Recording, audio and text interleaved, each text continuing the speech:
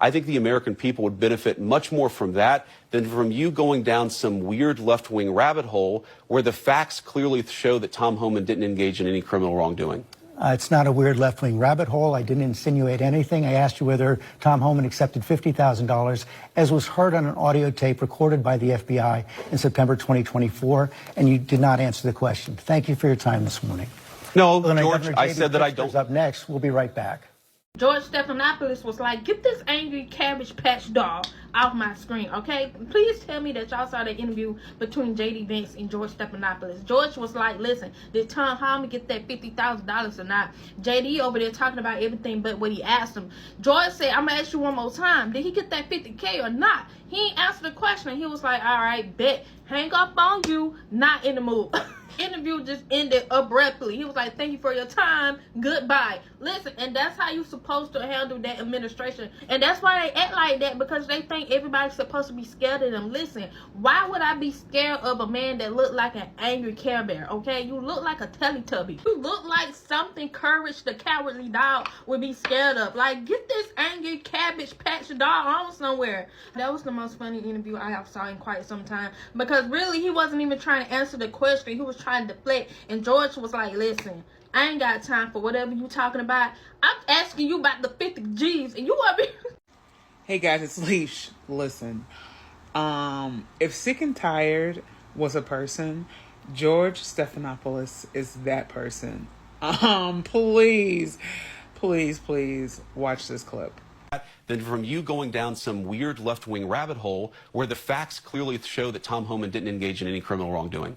It's not a weird left-wing rabbit hole. I didn't insinuate anything. I asked you whether Tom Homan accepted $50,000, as was heard on an audio tape recorded by the FBI in September 2024, and you did not answer the question. Thank you for your time this morning.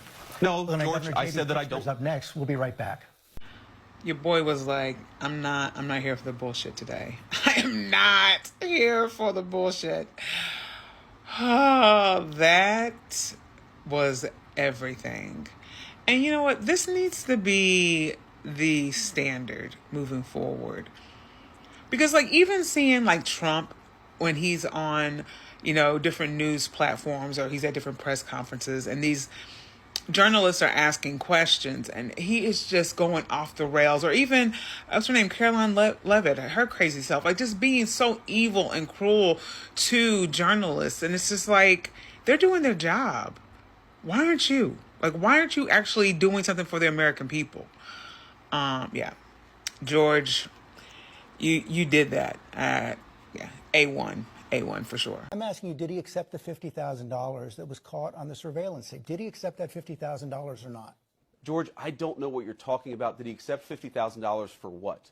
He was recorded on an audio tape in September 2024, an FBI surveillance tape, accepting $50,000 in cash. Did he keep that money? Accepting $50,000 for doing what, George? I'm not even sure I understand the question. Is it illegal to take a payment for doing services? The FBI has not prosecuted him. I've never seen any evidence that he's engaged in criminal wrongdoing. Nobody has accused Tom of violating a crime, even the far left media like yourself. So I'm actually not sure what the precise question is. Did he accept $50,000? Honestly, George, I don't know the answer to that question. What I do know is that he didn't violate a crime. So you don't, what was caught on the tape, you're saying right now you don't know whether or not he kept that money? I don't know what tape you're referring to, George. I saw media reports that Tom Homan accepted a bribe. There's no evidence of that. It's not a weird left-wing rabbit hole. I didn't insinuate anything. I asked you whether Tom Homan accepted $50,000, as was heard on an audio tape recorded by the FBI in September 2024, and you did not answer the question. Thank you for your time this morning.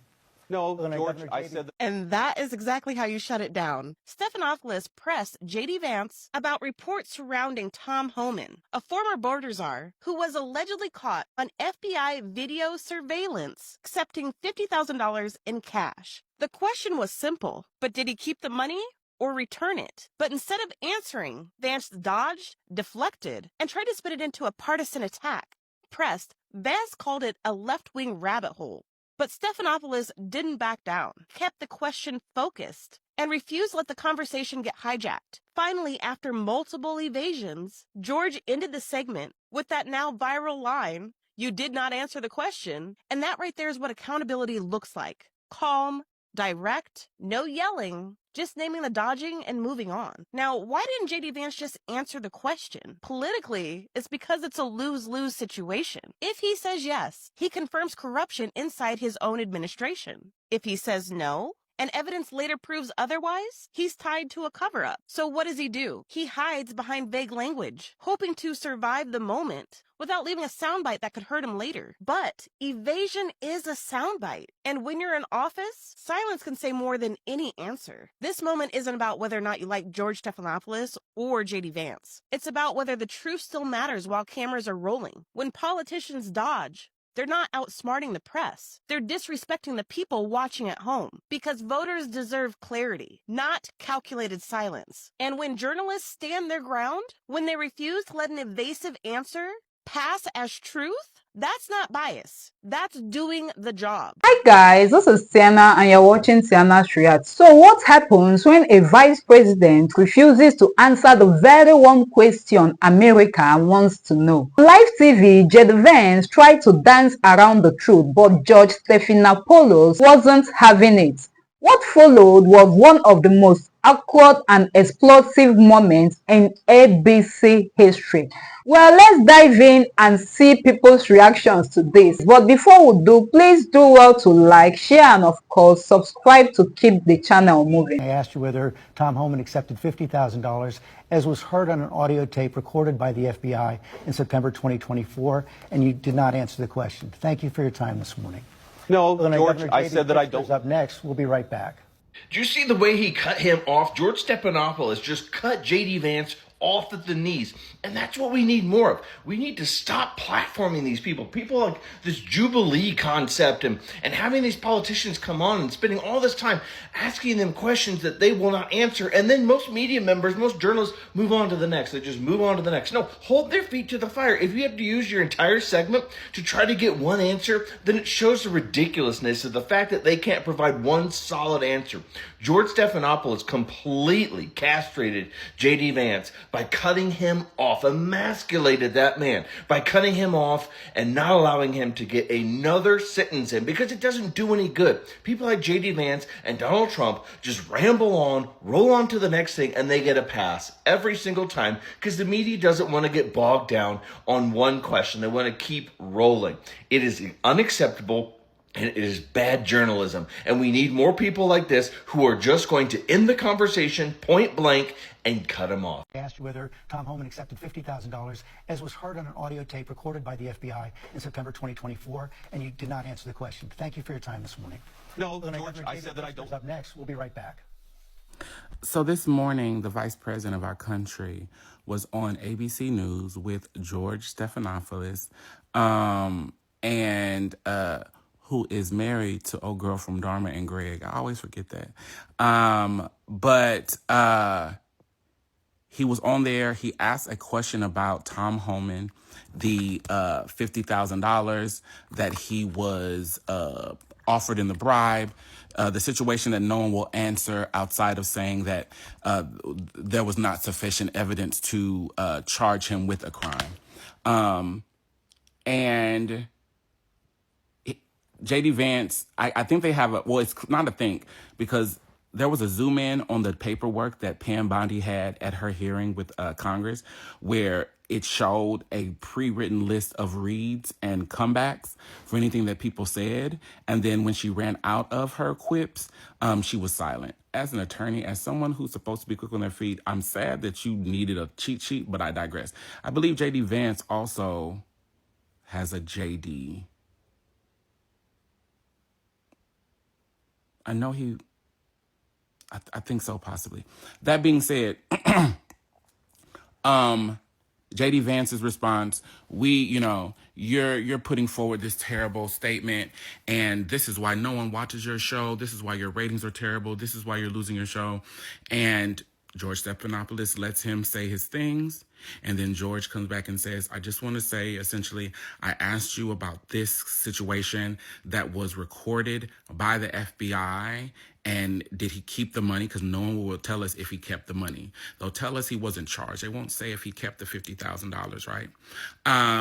And George Stephanopoulos let him finish speaking and then reiterated, I asked you a simple question, and then JD Vance tried to come back in and interject foolishness, and George cut him off, sent it to commercial.